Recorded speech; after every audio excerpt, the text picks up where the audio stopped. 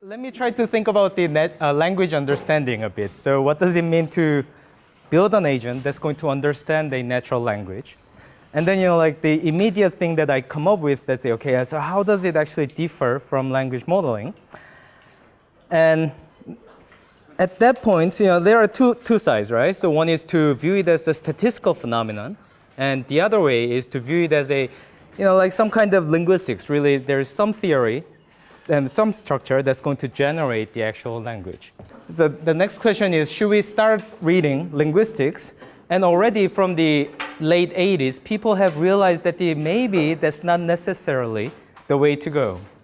In fact, I heard that this is not really the right quote, but the Fred Jelinek at IBM back then in 1988 said that every time I fire a linguist, the performance of the speech recognizer goes up. So whenever I show this quote, everyone starts to hate me in another community, okay, not here. So then, okay, so it seems like the linguistics doesn't have to be the way to go. Then, what would be the next possibility? The next possibility of the language understanding might be to build an agent that is able to tell how likely a given sentence is. Think about the question and answering. So how likely is a sentence, given sentence, as an answer to the question? So for instance, question, who is the president of the United States? A likely answer in 2016 is going to be Obama is the president of the United States, and that's going to be the answer. Whereas all the other sentences, for instance, Tsipras is the president of America, is not going to be an answer. So by just being able to tell which sentence is likely under the current context might be one way to view what the language understanding should be. And similarly, we can find a lot of different examples. So for instance, given this kind of image of two dolphins, how likely is a given sentence describing this view? So likely one would be two dolphins are diving, two men are flying will be unlikely one. So in some sense, if we can tell a given context what a given sentence, how a given sentence is likely, we might be able to say, at least superficially, that that agent or machine has an understanding up to a certain extent of the natural language. So I'm going to make a bold claim for now in this lecture that the language understanding or the natural language understanding is all about telling how likely a sentence is. I believe that in the second lecture this morning, we're going to hear a bit different story, but for now, we're going to just say that it's all about putting a right probability to a very likely sentence, and that any machine that can do it is going to have an understanding of natural languages. So in order to do so, we got to talk about the language modeling. So language modeling is like really super simple. So we're going to say that we're given a sentence. And what is sentence? Sentence is a sequence of symbols. And the symbols can be words, characters, bytes, or bits, or phrases, the other way around as well. And then the question is, what is the probability of that given sentence, or a sequence of symbols? And that's going to be written as the probability of x1, x2, and until xt. And then we have to talk about a bit of probability. So it's going to be the single slide where we talk about probability and how it actually works. That is, does everyone remember what the joint probability, conditional probability, and marginal probability is? So anybody who hasn't taken probability 101, please raise your hand. I'm going to spend about 3 minutes here. Otherwise, I can just skip.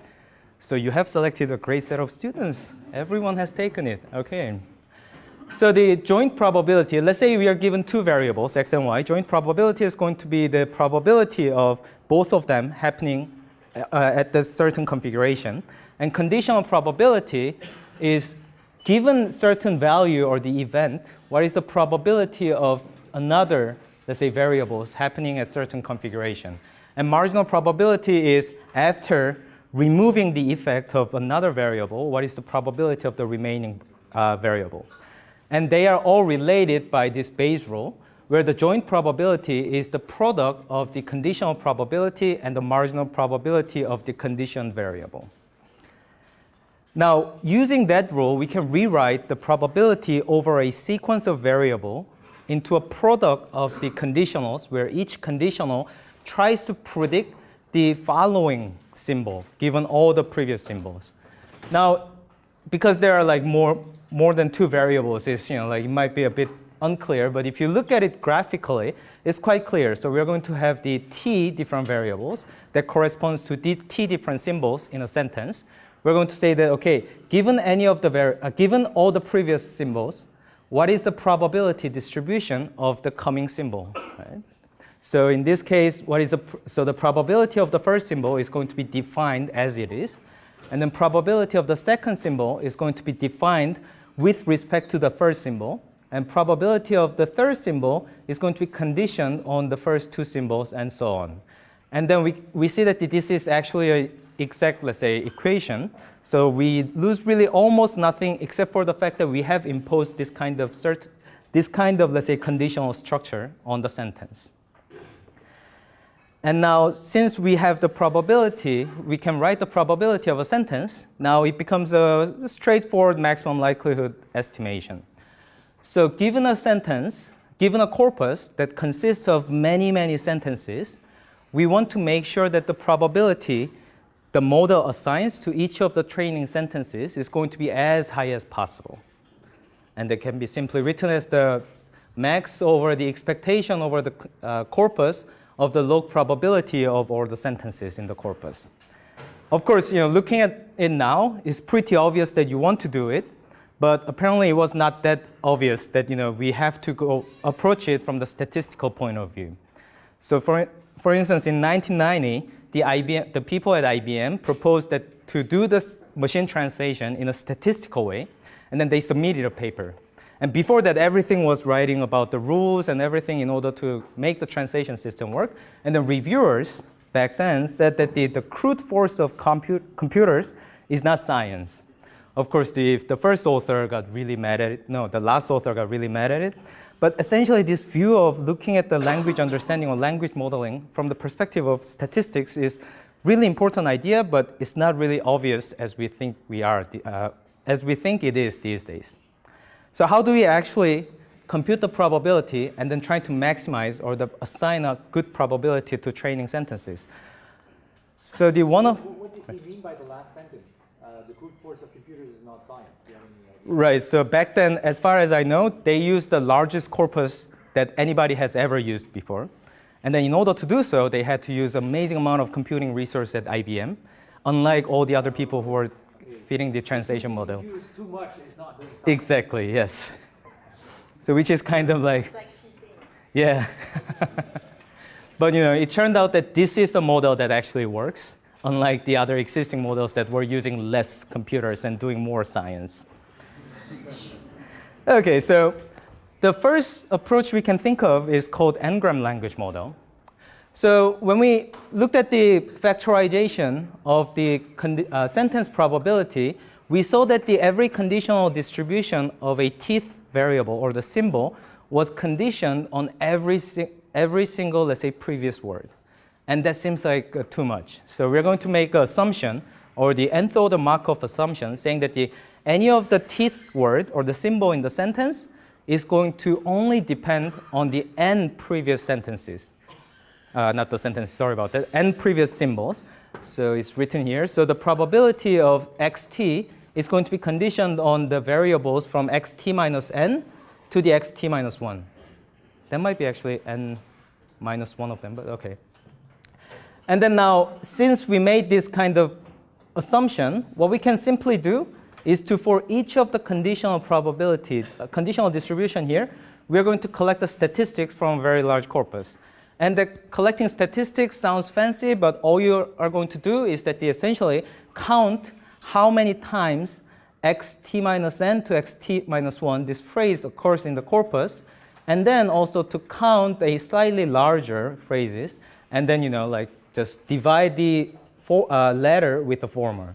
Then we get an exact maximum likelihood solution. And this is very straightforward, but let's take an example. So my sentence is going to be, I would like to comment the Lapouture on his work. By the way, this example is from the Phil Blunsom at Google DeepMind. I shamelessly took his slide, but it's a very nice example, I believe. And then we're going to compute how many times each of the phrase, so we start from a single symbol, and that we call it unigram modeling. So we can make a very extreme assumption that a probability of a sequence of symbols is going to equal to the product of probability of each symbol independently from each other. In that case, we get the log probability or the negative log probability of actually average log probability of the 8.051. So it's higher the worse because we look at the negative value of the probability. And then, of course, it's not that great. So we're going to make the assumption slightly less by modeling bigrams or the two-word phrases at a time. And then we look at the probability of I and probability of would given I, probability of like given would, and then so on until the probability of the end of the sentence symbol, which is a special symbol that we are going to just introduce in order to make our life easier, given the punctuation mark at the end. And then we see that the probability of this very likely sentence went down by the order of magnitudes. And then, of course, we can make it even better by considering two previous words instead of one for every single symbol you get. That is called trigram modeling, where we're going to start with the probability of I, the first word, probability of would given I, which is the second word, and then when we went to the probability of the third word, we are going to condition it on both I would. And then we see that the probability assigned by the model, this estimated model to the sentence, has got even better. And then we can continue going on all the way as much as you want. But obviously there is some issue. Do you see some issue here? Do you see this kind of, let's say, the issue with this kind of formulation? There was a hand, right? Yeah. Sparsity with higher order diagrams. Right, okay. So that's too good an answer right away, okay. That actually makes it difficult to do some kind of discussion. So you see that we multiply the probability or estimate of the conditional probabilities. And what's the kind of, let's say, property of multiplication? If you multiply anything with 0, you're going to get 0. In other words, if any of these phrases never occur, however likely it is, but in the corpus, then you're going to get the 0 probability. So let's say this is an example. So I was in Edinburgh when I was making this example. So the probability of a tenured professor likes drinking whiskey is going to be decomposed into a probability of A, probability of tenured given A, probability of professor given A tenured, and so on. And we can see that the drinking whiskey, for instance, is a very, very likely phrase, especially in Edinburgh. And A is a very frequent word. But let's assume that the A tenured professor just never occurred in our corpus, and suddenly the probability of the whole sentence goes to 0.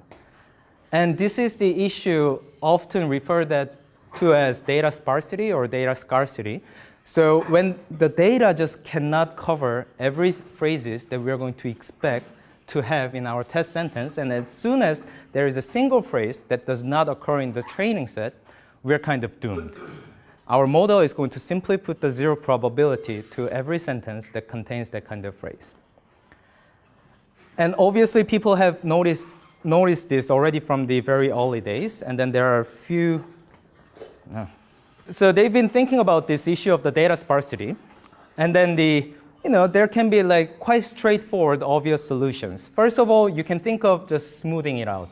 You're going to say that any phrase you can think of is going to be assigned a very small probability that does not have anything to do with the actual corpus, how it is, how many times it occurs in the corpus. And that's called the smoothing, or the add alpha smoothing in this case. By having certain amount of constant added in the denominator and the numerator, we make sure that we are never going to run into a phrase that is assigned 0 probability. But you can see that it's kind of okay, dumb way to do it, right? So if you want to be slightly smarter, you can back off to a lower order n-gram. So let's say you want to compute the conditional probability, or you want to estimate the count statistics of a very long phrase, but you see that that phrase never happened. Then what you're going to do is that, okay, then I'm going to back off, and then for this phrase, I'm going to forget about the first few symbols until I find the phrase that actually occurs in the training corpus, and use that statistics with some transformations instead of the original statistics, which is going to be essentially the 0 probability estimate. So I'm not going to go into detail of this because I have like so many slides to talk about anyway. But even then, even if we use backup and then all these smoothing techniques to get an amazing n-gram model that's going to avoid the issue with the data sparsity, this kind of n-gram language model is pretty unsatisfactory in another aspect. That is, there is no generalization. So let's say in the corpus, we had a very many occurrences of Chase is a dog, Chase is a cat, Chase is a rabbit.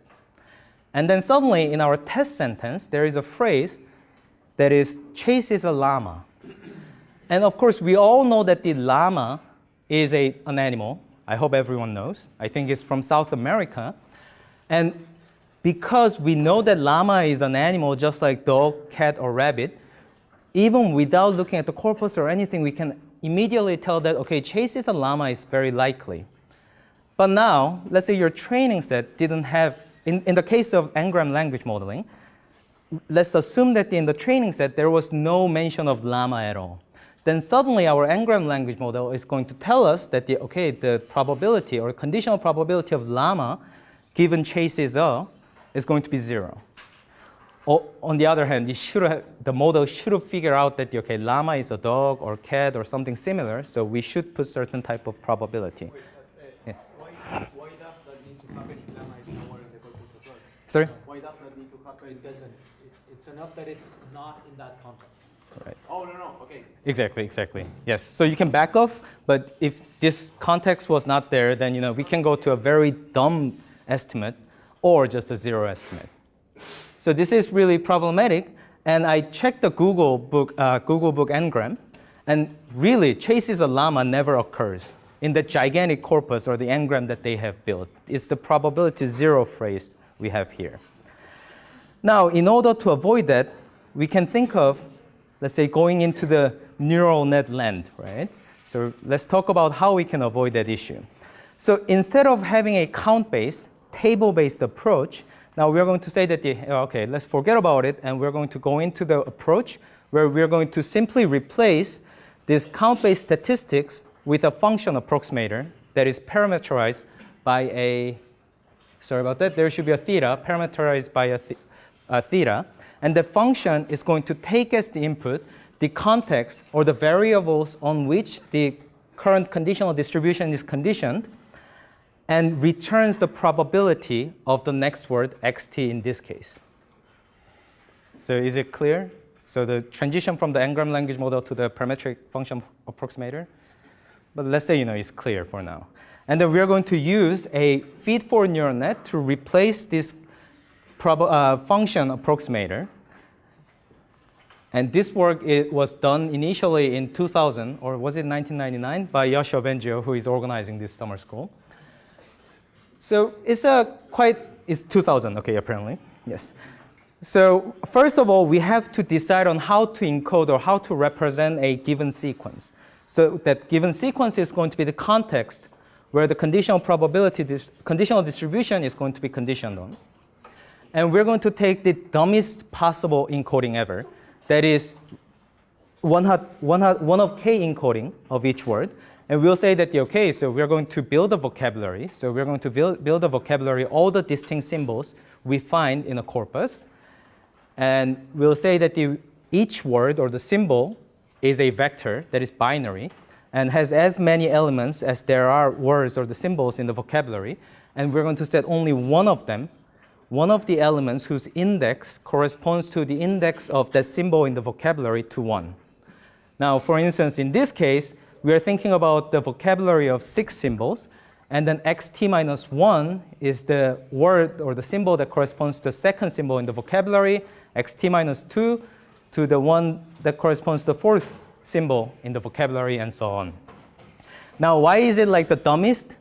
Because every single symbol in the vocabulary is equally distant away from every other symbol. So it does not encode really any kind of prior knowledge about what each symbol means and how each symbol relates to all the other symbols in the vocabulary. And then each of these one-hot vectors or the one of k coded vectors are going to be projected into the continuous space. And when we say that, and then you get this, let's say, fancy continuous vector word representation, But obviously, that's really a fancy term of just multiplying that vector from left with a weight matrix, W. And when we build a W, we are going to build a W such that there are as many rows as there are symbols in the vocabulary. And the columns will correspond to how large the continuous space. So what's the dimensionality of the continuous space is. And once we have those word vectors, we will concatenate them to form a vector that represents the whole sequence of the context symbols. So once we have this vector is going to be a representation of the context words, xt-1 to xt-3 here. And that vector is going to go through the nonlinear hidden layer once, twice, or some n number of times. And then eventually, we get the nonlinear projection of the context vector that is just a simple continuous vector. Now, I hope that there was a lecture about the usual MLP and so on, right? Right. Just to be sure. And now we have this vector H, I'm going to call it H, that summarizes the whole context or the input to the neural net. Now, what we want is that afterward, we want this neural net to return the probability over all possible next symbol, so that once we have the probabilities of all of them, we get effectively a distribution. And that's exactly what we wanted. So what we will do is to project that H vector that summarizes the whole context into a vector that has as many elements as there are symbols in a vocabulary. But of course, once we do the projection like this, like the linear projection, we're not going to get a probability. It's going to be like sometimes negative, sometimes positive. They will never sum to 1. So we simply use a softmax normalization to make sure that they're going to be positive, first of all. And then when we sum over every single symbol, the probability of every single symbol, that sum is going to be 1. And then we get a probability over all possible words in the vocabulary. Now, at this point, you got to remember that I was talking about the lack of generalization in the n-gram language model, and how and why I suddenly move on to the neural language model and saying that, oh, okay, so this kind of implies that this is the solution to the lack of generalization in n-gram model. So perhaps if anybody has some idea of why that would be. Anybody? No? No? Okay, good. Okay, that's great, actually. All right. So how does the generalization actually happen if we use this kind of neural language model compared to the n-gram language model? Now, let's take 3 example sentences, which we are going to assume that they are in the training corpus. First sentence says that there are 3 teams left for the qualification. Second sentence, 4 teams have passed the first round. The last sentence is 4 groups are playing in the field. Now, that is our training corpus. And then someone asked me, how likely is the symbol groups followed by 3? And we see that in the training corpus, there is no such occurrence. So in usual n-gram modeling, either it's going to be 0 probability or you're going to back off onto a very dumb, let's say, probability estimate. But instead, what's going to happen with the neural language model is that the neural language model will learn to project 3 and 4, which are going to be 2 distinct inputs, into a nearby points in the continuous space in order to put a good probability that the groups will follow one of those words. Because the probability of groups, the output is going to be similar, the 2 distinct inputs will have to be mapped into a similar points in the continuous space. And what that means is that when we are asking for 3 teams, which never really occurred, by going near where the 4 is going to be projected, wait, is it the other way around? Oh, okay, sorry. Sorry about that. Okay, let me try again. All right. So yes, so 3 and 4 are followed by, both of them are followed by teams. So the neural language model needs to project the 2 different inputs toward the similar space in the continuous vector space inside the neural language model. Because only from there on, you can say that, okay, so the teams has a similar probability when following either 3 or 4. Now, what it means is that even though 3 groups was never in the training corpus, the neural language model is going to project the 3 near where 4 is going to be projected. And from there on, neural language model can tell that the probability of groups following 3 is going to be something similar to the probability of groups following 4. So this is a natural phenomena you get by training neural language model that exploits the continuous vector space. Yes? Admittedly, when a number happens in a phrase, you can usually put a different number and the sentence is approximately intelligible. But Right. versions where that doesn't work, like for example, if there's 2 sides to every coin, most people would agree that the only number that works there is 2. You can't say a coin has 1 side or 3 sides. Right. So how would you Right. So that's a good question. So there are actually 2 parts to the question. First part is that yes, I'm going to get there. Yes, the first question is, because 3 and 4, both of them are numbers. If you just, let's say, replace it with a special symbol denoting that it's a number, then it's going to be all fine, even with the N-gram language model. And that is definitely true. And in practice, in natural language technologies, we always do certain type of so-called classing in order to replace numbers that we know are just numbers. We're going to replace it with the special symbols and other named entities as well. But this is just because of the example that, but that's a good point. I'll try to revise the example where you cannot really do that kind of special treatment. And second question, can you repeat the second question? How are you going to distinguish special cases where only 2 is applicable enough? Right. So exactly, yeah. So 2 sides of the coin, right? Yeah. All right. Sorry about that. All right. 2 sides of the coin.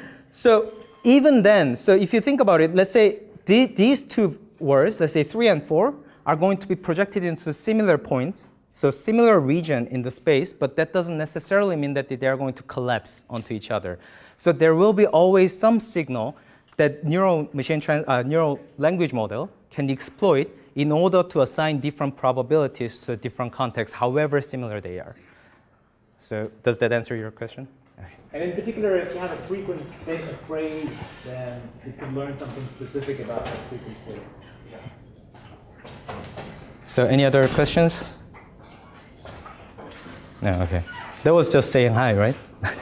So what I wanted to say was that the good thing is that since the representations are very high dimensional, the model can learn that similarities in one dimension are like, okay, this is a number, they may in this context be similar, Yes. but in another dimension they can be completely different, and the model learns that Yes. dimension relates to other things where a 2 can only be placed. Right. That's precisely true. So because we are using a very high dimensional vectors in the neural language model, what's essentially happening is that it can encode the multiple degrees of similarities. So in some sense, it's going to encode that these are numbers. In some other dimensions, it can exploit other dimensions to encode other properties of that word. So it's always possible, and in reality, these feed-forward neural language models are extremely powerful, especially when used in combination with the N-gram language model. Now, so I told you about this example, and then, of course, I completely trust in this, let's say, interpretation, as well as a lot of other people do as well. But how can you be sure? Can we actually inspect whether that happens or not? And one way people have realized, and then we have been using a lot, is to effectively visualize the vectors you get by training this neural language model. And of course, you're going to get a 300-dimensional vectors. And how do we visualize them? Like with the 300-dimensional vectors, there is no way we can look at it as they are, but we can reduce the dimensionality by using certain type of dimensionality reduction algorithms, such as t-SNE, which is very famous. Yes, please. The first person who had the idea to do this was Joseph Turian. Yes. In my lab a long time ago. But he never get credited for it because he didn't publish a paper on this. Right. There's only a figure, right, that you use once in a while? Right. And it was Jeff Hinton's group who then used these ideas in their papers. I see. But Jeff recognized Joseph's. Right. Yes, so this kind of like visualization technique for the neural language model in general was first developed in Montreal by the Joseph Turian and Yoshua Bengio. And then since then, everyone is essentially using it to view it. And if you go to NLP community, until early this year, everyone was going crazy about visualizing and see, which words are, like related to other words. But what you see is that once you train this kind of model, if you visualize just the very first projection weight matrix, we see that the similar words are close to each other, and dissimilar words are often far away from each other. And this really made this kind of figure, regardless of what kind of perplexity or the performance of the language model you get, but this figure is the thing that really made people go crazy about these continuous vector language models. So before moving on to the next, let's say, part of my talk, if you have any questions about the feed-forward neural language model, please go ahead. Yes. Yes. So to compute the sigma values of this W matrix, how many sort of significant sigma values are there? What's the actual dimensionality? Right. That's actually a really good point. And it actually depends on the tasks that you train your model on.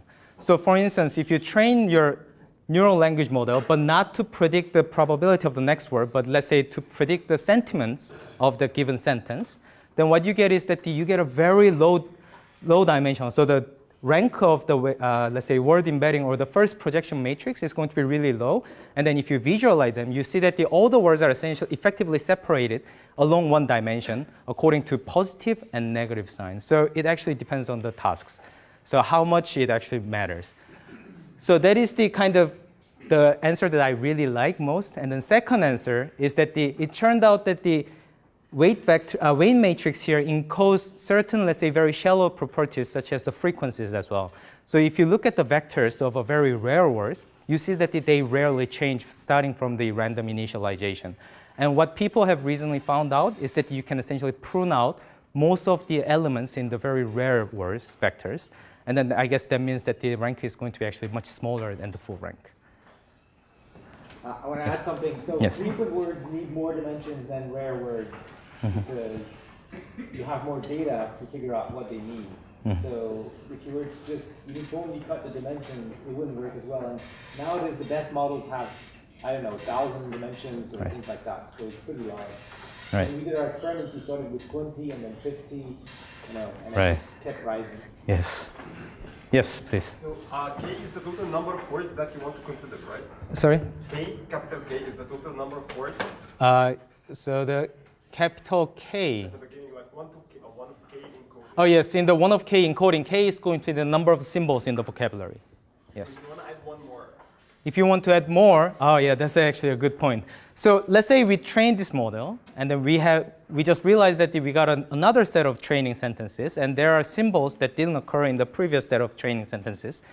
One way you can do is to simply add a few more in the vocabulary and then retune the whole thing, or tune only the word vector part. But clearly, that's not the thing that you want to do. But I'm going to talk about whether we want to even use words in this neural language model later on today. Yes. Yes. The dimensionality of what about words that have multiple meanings that you might not want to go back to one little area? Right. So yeah, that's a good point. So because we are going to project down the very high dimensional vector as high as 1,000 dimensional vector into 2D space, we actually cannot preserve every single similarity properties that has been captured by the word vectors, word matrix here. So in 2011 or 12, I forgot exactly which year, Lawrence van der Matten proposed a way to do a multiple dimensionality reduction simultaneously while making sure that the properties that are captured by each map or the projection operator is going to be as different as possible. And in that paper, if you look at the visualization, you see that each map corresponds to different type of similarities. And that could be the one way to essentially visualize these weight matrices better. Okay, so then now we kind of address the issue with the lack of generalization. That's great. But now the one issue I see is that we had to make this kind of assumption on what is going to be the maximum length of the context words. And we don't want to, set some kind of a constraint like that. And the reason why we had to go into this direction initially, not even before the neural language model, is because of the data sparsity issue. And then, now that we've moved on to the neural net land, is it possible that we can just forget about or abandon this whole assumption on the whole assumption of Markov property? And why do we want to avoid it? So in English, actually, like the n-gram language model or the Markov language model works pretty well. But even in English, there are so many corner cases where this kind of short context will just definitely kill our language model's performance. Let's take an example by the Stephen Clark. The same stump which had impeded the car of many a guest in the past 30 years and which he refused to have removed. Let's say we want to model the probability of this sentence using the n-gram language model. When we compute the probability of removed, we actually need to know the stump was there in order to put the high probability, because it is the stump that he is refusing to remove. But the thing is that any kind of n-gram model, however, in practice, where we go up to, let's say, 7 words in the context, will never be able to capture that the probability of this remove is high because of stump, because it never actually sees stump in the way. Now, let's try to model the original conditional probabilities without having that kind of Markov assumption. Now, the issue here is that our input to the neural language model is going to have a different length. So any words, any conditional probability, or the distribution of the words in the later part of the sentence will have a context that is very long. So you're going to have very many symbols that the neural language model needs to take in. Whereas if you consider, let's say, the symbol in the earlier stage of the sentence is going to have very small of them. So one way to deal with it is to simply say that okay, our maximum number of context symbols is going to be gigantic, 32, 64. And then whenever we have less than that, we're going to just pad it with the all zeros or the symbol saying that, okay, those are non-symbols. But that's slightly less satisfying. Instead, we are going to think of it from the computer science perspective. So if you took, let's say, computer science 101, first thing you learn is that okay, how do you make the recursive function? And the recursive function can handle a very long sequence with a single function that applies over and over to the symbol and the state of the recursive function itself. So, and we're going to, sorry about that. Okay, so yes, so we're going to, let's say, resort to the recursive construction of the neural net by defining first the memory state or the hidden state that's going to be set to all zeros. And then we'll have a function that applies to one of the symbols and the current hidden state or memory state of the function. And we apply this recursion over and over until the sentence finishes. Oh, you did? Okay, that's actually great. Yes, okay. So what it means, because now you all know already RNNs, what we are doing with this kind of conditional distribution is that we're going to apply this recurrent neural net activation function starting from the first word in the context, and then update the memory state. And based on that memory state, we're going to run that recurrent activation function again with the second word, and so on until all the context has been consumed. Now at that point, what we get is a memory. So the memory state of the recursive function should summarize what the context is. And based on that summary, we're going to compute the probability of the next word. And clearly, it's going to work for any number of context words. And using this kind of idea, by replacing the function f with the parametric neural net, we get the recurrent neural net language model. A recurrent neural net language model is very straightforward idea. So we had that idea of the recursive construction of a function that's going to read any number of context symbols. We're going to apply that to the full sequence, one word at a time. And as we apply that function, we get the summary of the context symbols so far, and based on which we compute the probability of the next word. And we do that over and over, and all we need to do at the end of the day is to multiply the probability you get at every time step in order to get the probability of the full sequence. So we let the model read the word and update its hidden state, and based on that, we let the model predict what the probability of the next word is. And we continue doing on, and then at the end of the sentence, we get the probability of the full sentence right away. And if I write it like this, that doesn't really look intuitive, but if you draw it in a graphical way, then it becomes suddenly so much easier. So we have an initial value of the memory state of the recurrent neural net, from which we compute the probability of the very first word. And next time, we're going to read the first word, the, update its memory state, predict the probability of the next word, and we continue doing so until the end of the sentence. And we just multiply all the probabilities we have gotten and to get the probability of a given sentence. So we do read, update, and predict. Read, update, and predict until we predict the last end of the sentence symbol or the last punctuation mark. So is it super clear, right? No, okay, probably not. Yes. Wouldn't be better to cut probability of is knowing the comma h1 instead of cat? Sorry, so the probability of is? Yeah. Uh-huh. Knowing the Uh-huh. comma h1 instead of cat, or is it really the word cat and not h1? H1. In Okay. h2, Yes. instead of having the cat Okay. as a history, Uh-huh. you would write the h1 considering the. Oh, yes, yes. So if you view those h's as random variables, that would be the right way to go. But at this moment, these h's are just simple placeholder for the output or the computation done by the f multiple times. So h is not really the random variable. It's just a discrete function.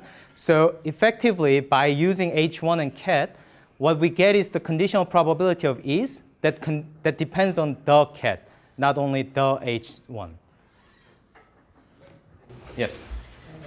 Does the prediction for the next word become less reliable the longer and longer the context? Why should it be less reliable? What do you mean by less reliable? Like, it would have to summarize or memorize, the more and more it needs to say summarize, does that affect, say, the prediction? Say for the last word compared to say, the second or third word in a sentence, the context would only be one or two words to predict the third word, whereas to predict the last word would be the entire sentence. It would be a really long sentence. Does that affect, I guess? Right. So that question actually, has a lot of different, let's say, parts in it. But essentially, the one thing that we cannot really say for sure whether it's going to be less reliable estimate as we move on to the later parts of the sentence is difficult to tell because of at least two reasons. First reason actually heavily depends on the actual data. So it's likely that let's say every single sentence finishes with some kind of punctuation mark, let's say. Then predicting the punctuation mark is going to be actually pretty straightforward, and that's going to be a very reliable estimate. And then we can think of it, we can generalize it into other concepts. So there may be a construction where the verbs always come at the end of a sentence, like in Korean and German, I guess, but yeah. In that case, and then let's say there are very frequent verbs, many frequent verbs, and then predicting those frequent verbs is going to be actually more reliable by looking at the very first symbol, which is going to be a subject, right? So it actually depends heavily on the structure of it. But if we do not assume any kind of those, this kind of recurrent language model does have an inductive bias that prefers the better estimate of the earlier parts. But of course, that one is kind of very general statement that may not work well, depending on what kind of underlying structure in the training corpus you see. All right, so then I'll continue. Okay, so I'll continue by, constructing the recurrent neural net, which Joshua did, but because this is super important, I'll just try to quickly, recap one more time. So now input, again, is going to be symbols that are represented as a one-hot vectors or one of k-coded vectors. And in this case, now at each time, we're going to look at single time step at a time because that same function is going to be applied over and over. So at time step t, we're going to consider a symbol at time step t minus 1, which is going to be a one-hot vector that corresponds to the symbol at t minus 1 step. And we have the hidden state or the memory state of the recurrent neural net from the previous time step t minus 1. So we have xt minus 1 and ht minus 1. parameters will be the input weight matrix, which is often called word embedding. So we looked at the 2D visualization of that weight matrix. And we have transition weight matrix, which is going to be a square matrix that is used to transform the previous hidden state and have a bias factor. And let us define a naive transition function, which is simply going to be the affine transformation of concatenation of the input vectors, which is the t-1th symbol and the previous hidden state, followed by a element-wise hyperbolic tangent function. Now we get the continuous state representation, so we read it, and then we update the hidden state of the recurrent neural net, and base recurrent neural net to get the new hidden state. And we apply the point-wise nonlinear transformation.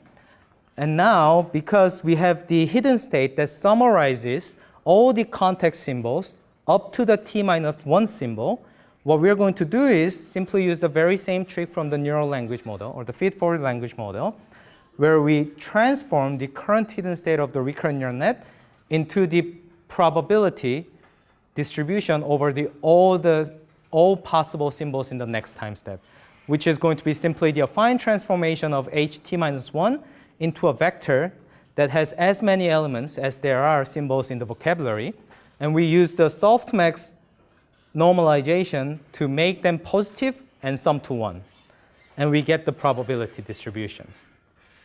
Now, this part is exactly same as the usual feed-forward neural language model. And we see that the only thing that really changes from the feed-forward neural language model is that by introducing this kind of recurrent connection that's going to be used to read as many symbols as possible, we have ability now to handle variable length input and then tries to compute the probability of the next word given the potentially infinitely long context word.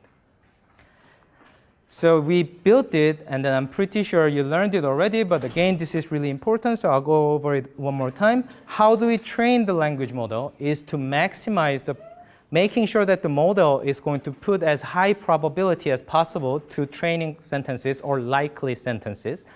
And we can write it down as the maximizing the log likelihood of the parameters given the training sentences. So we assume that there are n sentences given, and each sentence is a sequence with a variable number of symbols. And we can write the log likelihood function as the sum over all the training sentences, sum over all the training sentences, and then we sum the log probability of each sentence given by the current model. So effectively, what we are saying is that, so we want to maximize the probability or the log probability assigned by the model to every single training sentence we have available. And because it's the kind of optimization problem, usually people just write it as a negative log likelihood and say that you minimize it. But it's the same thing, just put the negative sign or not. And we usually use the mini-batch stochastic gradient descent. Really nothing changes from the feed-forward neural net. We randomly select a mini-batch of very small number of training sentences, and then compute the gradient or estimate the gradient of per sample cost with respect to the theta for each one of them in the mini-batch, and we just average them to get the mini-batch gradient. And we follow the direction of that mini-batch gradient in order to maximize the log likelihood, or if you follow the opposite direction of the gradient, you're going to minimize the negative log likelihood. And you repeat it until the convergence. But of course, when I say convergence in terms of the performance on the validation sentences that were not used on the training, used to compute the gradient. Now this should be pretty clear, and then we stop, and then we call it always stopping. Now the question is, how do we compute the gradient of the cost function with respect to the parameters in this kind of recurrent neural net language model? And as you have already learned, we use the algorithm called backpropagation through time, which is we're going to unfold the recurrent neural net that had a loop in time. So given a sentence, we're going to say that we have a very deep recurrent neural net, very deep feed-forward neural net that has as many hidden layers as there are symbols in the given sentence. Now, this shows a single step of that unfolding, and you can see that starting from the very beginning, we are going to have a very similar nonlinear layer here And then that layer's activation is going to be fed into the nonlinear layer at the next time step, and so on until the end of the sentence symbol, the probability of the end of sentence symbol is predicted. And once you unroll this recurrent neural net language model over time, what you see there is just a feed-forward neural net. And then with the feed-forward neural net, what we can do, we can simply use the, was there a Theano tutorial as well? So you do the import Theano.tensor, and then Theano.tensor.grad, and then cost function. And then it's going to compute the gradient of the cost function with respect to all the parameters automatically. But one thing that differs slightly is that now, unlike the usual feed-forward net we built, the parameters are all shared across the layers. Now, I don't know why it's, sorry, okay, yes. So what I mean is that essentially, when you do the backpropagation through time, as in you're going to compute the gradient of the cost function with respect to the parameters at, let's say, time step t, and then we're going to send it back to the t-1, send it back to t-2, t-3, and as you do the backpropagation, what you need to do is accumulate the derivative of the cost function with respect to the parameters at each time step into a shared storage. Because we share the parameters, we only get the gradient of the cost function with respect to each parameter only once. And in order to compute that, we compute the derivative at each time step separately, but as you compute it, you're going to sum them up in order to get the correct derivative. And once we come all the way to the first symbol, we have now accumulated the gradient of every time step, and that is going to be the gradient of the full cost function, which is going to be the sum of all these log probabilities with respect to the parameters. And we use that to update the parameters toward maximizing the log likelihood or to minimize the negative log likelihood. Is this like super clear, right? Yes? Okay, so I'll continue on. And a bit of an issue with this kind of neural net or doing the backpropagation through time using the naive transition function is that it's super difficult to train the model in this way without a lot of, let's say, trickeries there. Now, let's see what actually happens and then what we are trying to compute when we do the backpropagation through time. So when we compute the derivative, what we see is that effectively, at every time step, we're going to compute the derivative of the cost function or the per step cost function in the future with respect to the current time step's hidden activation. So jt plus n is going to be the cost function, cost coming from the t plus nth step, and ht is the current activation at time step t. So we try to figure out what kind of influence the cost is going to have if we perturb or if we change a bit at time step t, like in the past. So if we change something now, what kind of influence is it going to be, is it going to have in the future? And by computing that, we can essentially adjust the parameters to make sure that this adjustment is going to have an influence in the future to minimize the cost or to maximize the log likelihood. And if you look at this kind of temporal derivative, so the derivative of the next time steps activation given the current time steps activation, we see that there is a transition matrix coming out of the nonlinear function we had, which was the hyperbolic tangent following the affine transformation of the input. And if we look at the long time step, so if you rewrite the full influence derivative, then we see that we are going to multiply those transition matrix over and over with each other as many time steps as possible into the future. And that brings into a bit of an issue where the norm of the derivative is going to either shrink or explode depending on the configuration of the transition matrix.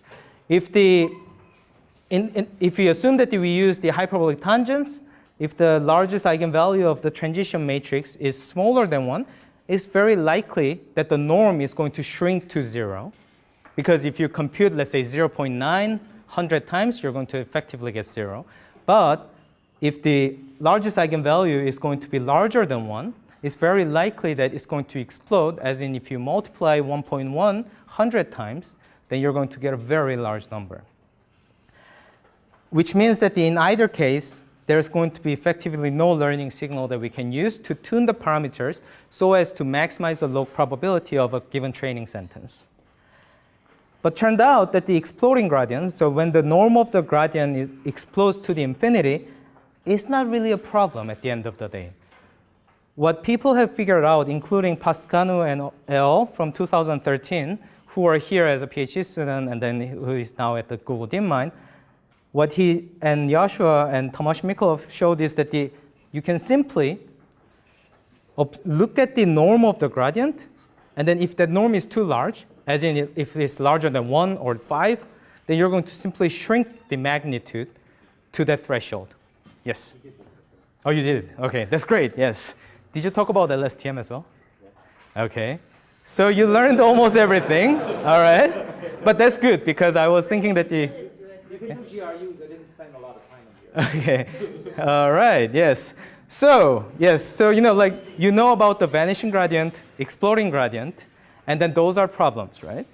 Now let's think about the exploding gradient. Turned out to be a bit easy to address, but the vanishing gradient is a bit problematic. There were some solutions proposed earlier, but now let's think about why that happens and why that actually very naturally calls for the LSTM or the gated recurrent units. So when we look at the gradient, the vanishing of the gradient, what we see is that the gradient vanishes because when you do the backpropagation, it has to go through every single time step. So as the error is backpropagated, it's going to be multiplied by the transition weight matrix at every time step. And that is the part where the norm of the error derivative is going to shrink. Now then, the natural, the solution is to, okay, what if we can send the error derivative bypassing a lot of steps right away? That would be the solution, because if we just go from here all the way to the time step t without going through all these nodes, effectively we don't have to do the multiplication of the transition matrix, and we can just send it right away without without vanishing the norm of the error derivative. So we can think of adding the temporal shortcut connections. So we're going to add all those shortcut connections that bypasses some number of time steps. And then when we have those connections, the error derivatives will be backpropagated through these connections, bypassing all those steps, addressing or avoiding the issue with the vanishing gradient. But the obvious issue is that we cannot really put all those shortcut connections as many as we can. Because first of all, the number of parameters will explode. And as soon as we fix the number of the shortcuts that we're going to add, we effectively put the bound on what is the longest context length we're going to handle. What is the longest context we're going to handle? So we're going to instead apply the idea of the leaky integration. And that leaky integration is going to be based on the adaptive coefficients. So we're going to say that at every time step, the activation or the new memory state value is going to be the combination or the convex sum of the previous activation and the current candidate activation. And how do we combine them? That is based on what the input says. So we're going to let the neural net decide. So based on the current input and the previous hidden activation, based on those, neural net is going to automatically decide how much of the previous activation is going to be carried over, effectively creating a shortcut, or how much is going to be replaced with a new value. So that's going to be this adaptive leaky integration. And now, once we do that, we get all those shortcut connections that are adaptively created on the fly based on the inputs. So that's great. But what happens is that that can have a potential downside of diluting the credit assignment process of the backpropagation. So what backpropagation is trying to do is to figure out which hidden neuron at which time step is most responsible for the cost function in the future. And then if there are so many paths, then the backpropagation gets, let's say, confused. And then it tries to, let's say, sends out the signal in a very smooth way. So instead, what we want to do is that we want to be able to let the network prune automatically the unnecessary connections. And that is by introducing a reset gate which again is based on the input and previous activation, the neural net is going to automatically decide whether we are going to prune out certain connections by masking out the influence from the previous activation. And combining this reset and update gate together with the adaptive leaky integration, what we get is a gated recurrent unit. And you can see that this one is going to have a less problem with the vanishing gradient because we create the shortcuts on the fly as needed, and the error derivatives can bypass multiple steps if the network has deemed that that is needed.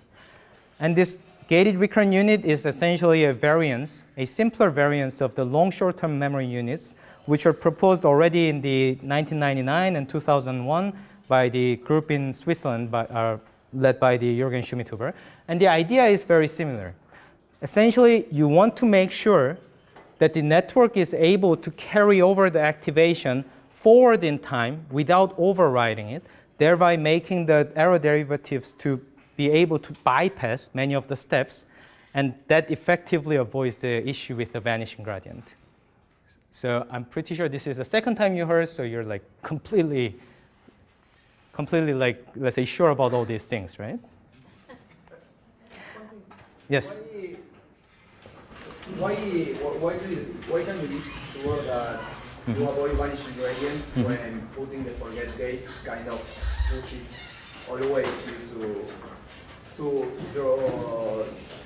to increase the gradients also exponentially? Because essentially you will multiply your gradients by forget gate every time. Yes, yes.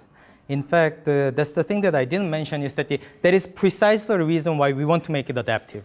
So the thing is that what we want is that not to, let's say, make sure that the gradient is not going to vanish, because gradient might be vanishing because there's no such signal in the data itself. So we make sure that the UT is going to be close to either 1 or 0. If you set the UT to certain value ourselves and then use the constant, what happens is exactly what you said. It's going to always vanish. Whereas UT can be either close to 0 or 1, and then when it's close to 1, it's effectively creating a very good shortcut, and then when it's 0, it's going to just ignore it. So that's the idea. So it doesn't, of course, solve the vanishing gradient issue perfectly. I'm not even sure if that is even possible by the definition. But yeah, so okay, now finally to the machine translation that actually I do really like. Okay, it took a long time to come here. Now, one thing that I want to talk about a bit of the recurrent neural net language model is that we learned how to generate. We observed that we can generate an amazing sentence out of the trained recurrent neural net language model, which was not really true with the n-gram language model or any of the Markovian language model. Whereas without any Markov assumption, and with the power of those gated recurrent units or the LSTMs, effectively what we have now is a language model that can not only score a given sentence, but to generate a sentence that is likely under the trained model's distribution. And we're going to use that idea in a slightly more interesting application of the machine translation. So what is machine translation? Machine translation is in fact probably one of the most elegant problems you can find, where your goal is to try to maximize the probability of a correct translation given a source sentence. It's like the very, let's say, straightforward application of simple supervised learning. And then that probability can be decomposed, or using the base rule, you can rewrite it as the probability of going back, so doing the back translation. So what is the translation probability of the source sentence given a correct translation, and the probability of the correct translation itself. And why is it really amazing is that we can essentially train a half of the model using the parallel corpus, where we have the set of sentence pairs where each pair consists of the source sentence and its correct translation, and the other half with the monolingual corpus, as in like unsupervised data, right? So you have no annotation, you just have a text. And we can use that to tune this model as well as possible using as much resource as you have, and then you just maximize the probability. So this is a very elegant problem, except that in reality, it has not been that elegant, because first of all, we don't know, one thing we are sure is that from the source sentence to its translation is going to be super nonlinear.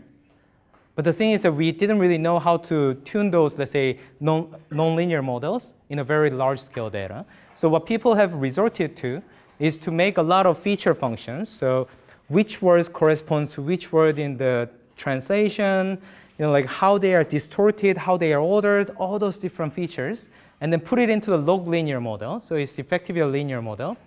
And what happens is that they ignore the normalization constant, thereby they just kind of ignore the whole, let's say, elegance of the probabilistic view of the problem itself. And what happens is that because this model is so weak, if you get the translations, you get a lot of garbage. So you need to have a way to filter them out. And of course, filtering, we know how to do it, right? We already learned. I spent like an hour and a half hour to talk about how to select a very likely sentence. And then, and we can use the very strong external, let's say, neural language model, or RNN language model, or N-gram language model. And this has been the kind of usual way. But it turned out, because we know how to train recurrent neural net language model now, and learned how to use the recurrent neural net to summarize an input that is of the variable length, we can construct a single model that's going to maximize the probability of the correct translation given a source sentence as is this, instead of going into all those feature engineering with a very weak model followed by a strong language model. And is it a new thing? It's not really a new thing. So apparently in 1991, in fact, the year before that, in 1989 and 90 and 91, people at CMU and some other places have proposed a very same model to do the machine translation. And of course, they had a data set of about 2,000 to 3,000 sentence pairs. So it was impressive back then, but it was not impressive enough. And then in 1997, the idea was revived in Spain, where they wanted to build essentially this model, which has a recurrent neural net encoder that reads the source sentence one symbol at a time, summarize it into the hidden vector, and based on that hidden vector, we're going to have another recurrent neural net language model that's going to generate one symbol at a time. How can we generate it? Because we compute the distribution, we simply sample one at a time. And this idea was revived in 1997, but that idea kind of went away because they just realized that they don't have enough computing resource nor data set to play around with. And only in 2013 and 14, the group at Oxford, group at Google, and group here in Montreal, we have developed and proposed to use this. And now we have all those GPUs, and we know how to train this recurrent neural net using LSTMs or GRUs. And it turned out that we can indeed train a single model that's going to approximate the correct conditional distribution of the translations given a source sentence. Now, I wanted to go into the detail, but I'm pretty sure that the Joshua, Sumit, and Ed, who is going to give a lecture later on, have covered a lot of things. So I want to spend the next 10 minutes, which is just the last 10 minutes, to talk about what this neural net community or the techniques from the neural nets is bringing to the NLP. Because I just realized that the lecture title is Deep NLP 1. And I wanted to say that, okay, how this deep learning is changing the NLP. So I'll pass the machine translation. I have a blog post, so you can read about it. So what is deep natural language processing? So I'm going to talk about what my view is, and then like how we should approach NLP, which is again going to be a bit different from what Ed is going to say. So first is that we can actually forget about words, because neural nets don't really care about words. So in the machine translation system, or a lot of the systems, until like January this year, we're using words. And this model has a very little structure in it. But when I see it, I see that there are just so much explicit structure at the very low, the input and output level. Why are we going into a sequence of words when the neural net doesn't really know whether that's a words, characters, phrases? It only sees the one-hot vectors. It's a sequence of one-hot vectors. And a lot of people, sorry about that. Oh, okay, yes.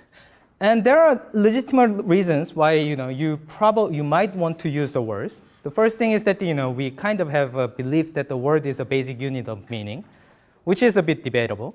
And the second thing is that we have an inherent fear of data sparsity, and data sparsity gets worse and worse as the length of the sequence gets longer and longer, because the state space grows exponentially large with respect to the length. And what happens is that if you put it into the sequence of characters, instead of a sequence of words, suddenly the length of the sentence grows by 5 to 6-fold in the case of English. And third, we are worried that we cannot really train a recurrent neural net on those long sequences.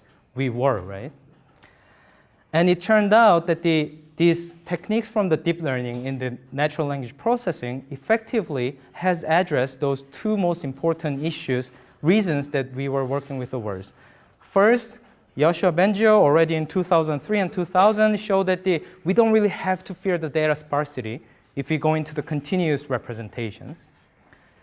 And then, starting from 2011, we have already learned that in terms of language modeling, we can train a recurrent neural net language model on the characters and then can generate an amazing text that is just one character at a time generated by the recurrent neural net language model. And third, we don't have to worry about training a recurrent neural net. Unlike in 1994 when Yoshua says that it's a very difficult problem, but thanks to the gated recurrent unit and LSTMs, which we learned about it today and yesterday, we know that we can, up to a certain point, which is actually very long, we can train a recurrent neural net language model very nicely without too much issue, as long as you have some patience. Now, what it means is that in this new territory of deep NLP, we don't have to be bound by the constraint of having to have a sequence of words, which is a big constraint, especially if you go beyond English. If you go into, let's say, Chinese, you don't have blank space that you can use to separate the sequence into words. You have to run certain other algorithm to get a sequence of words. And then, who knows how optimal that is. That may be very suboptimal. And then it turned out that some of the languages, such as Arabic, has a very interesting morphology that you see one word here that corresponds to N to his vehicle. And it's not even clear whether we can segment it out clearly into the separate bits. And there are a few more weird languages where you get very interesting phenomena of the compounds of the 8 to 12 words that is combined into a single word, such as in Finnish. And then, as Yoshua said earlier, what happens is that the word-based models are going to assign the same amount of parameters to a word that means 3,000 kilowatt per minute, an hour, and just 3. So we're going to spend the same amount of capacity on these two tokens, and that just doesn't make any sense. Whereas what we are learning is that we don't have to do it anymore in deep NLP. We're going to go into the part where we're going to just go directly into the characters, just like we have done in computer vision where we just went all the way down to the pixels. We'll just plug in the characters instead of a word, and then based on the recurrent neural nets processing of the character sequence, we're going to consider the output of that as the vector that corresponds to the word. And we're going to let the next level recurrent neural net to read the vectors that are result of the lower level recurrent neural net. And it turned out that it actually just works. A lot of recent works from the Stanford, Google DeepMind, CMU, NYU, and all these places are pointing to the fact that in fact, with this deep learning, now NLP gets slightly easier because we don't have to do the segmentation in advance. So yeah, I'm running out of time. I had so many things to say. But okay. And furthermore, what we have observed is that we don't even have to have a hierarchical structure, and we can actually go directly into the character level sequence with just a number of layers without having an explicit separation.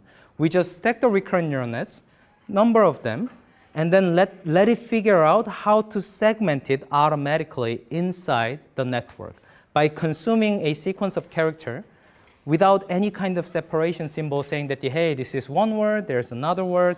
And it turned out that if you do that, the recurrent neural net figures out how to separate it automatically. So this is an example of machine translation system with the attention mechanism you learned from Sumit yesterday. So the source sentence is given in a word. And target, this is the generated translation in German that was generated one character at a time. And we see the alignment here. And we see that the recurrent neural net has implicitly learned how to learn to segment the character sequence into words like units. It doesn't have to be. And then correctly align to the corresponding words in the source side English. So it seems like we have now an amazing tool that even can learn implicitly the structure of this segmentation automatically from the sequence of characters. Just like what the computer vision has figured out 4 years ago, that you can just go into the pixel level, and then convolutional neural net is going to figure out what kind of objects are there, and then it's going to do the implicit segmentation. And this is exactly happening in NLP as well. And then second thing I want to say is that in the deep NLP now, we can do the multilingual processing. So we can build a single model that's going to handle multiple languages all simultaneously without any issue. Because, why is that? Because we can go into the continuous space, and then in that continuous space, all we need is neural nets that are going to project different languages, so the sentences in different languages, into a common point. And it turned out that in terms of neural machine translation, it is indeed possible to build a single model that's going to handle, let's say, 6 different source languages and 6 different target languages. And we train one model jointly on the data from all those languages simultaneously. And it turned out that the model can actually do the translation better than training, let's say, 10 different single pair models while having much smaller number of parameters. Unfortunately, I'll have to skip, but the person that you want to talk with, if you're interested in it, is Orhan Firat, who is sitting somewhere here, yes, there. So he has built this awesome multilingual translation system that actually works. And then if you're interested, you can talk to him about it. And then the last thing I want to talk about, I have like 1 minute, is these neural nets or the continuous vector representation. Yes? I don't understand why there's a Canadian flag here. Oh, yes. So these are all different, let's say, languages. And then I wanted to give a fair chance to all the different territories and states that use the same language. So you probably you should recognize that this is a Quebec flag, and that stands for French, Canadian for English, Mexican for Spanish, and it's a quite interesting thing to try it out. And this is Spanish. Yeah, I want it to be as fair as possible and promoting diversity and so on. Yes. So the last thing that I want to say, this is the one thing that everyone is agreeing that we should really think now in the NLP community is that this continuous space representation finally gives us a means to go above or beyond the sentences. We can make a neural net that can take a look at much larger context without fearing about the data sparsity. So we can really build a model that's going to look at the much larger context to solve the problem better. And then context definitely matters, because context tells us what is the theme or topic of a document or the dialogue. And in practice, it actually tells us precisely or better what the following word is going to be. So for instance, in this case, if we have only this sentence, it's not going to be easy to fill in these empty boxes. But as soon as we have access to the context, it becomes quite trivial to fill in these boxes.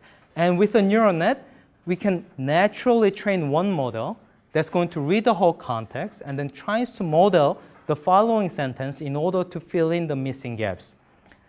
And already, starting from a few years back, people have realized it, and we are building a model that is doing, let's say, language modeling, where you model the current sentence while explicitly conditioned on the previous sentences, which is going to be context.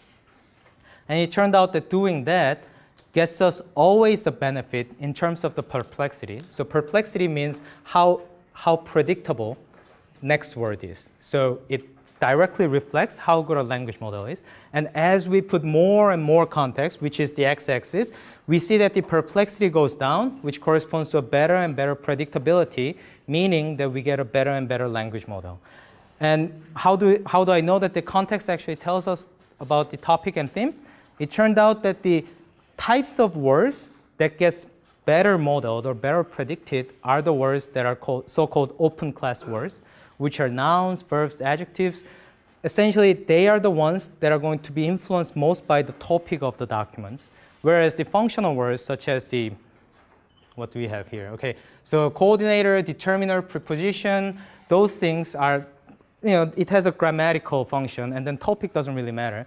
And this graph, the improvements on these open class words, essentially tells us that the context, given a context, neural net is able to automatically figure out the topic. And now this gives us an amazing opportunity to do, for instance, Q&A in a very large word, or doing the dialogue modeling, and then eventually making a translation or Q&A or dialogue system that's going to have access to the word knowledge.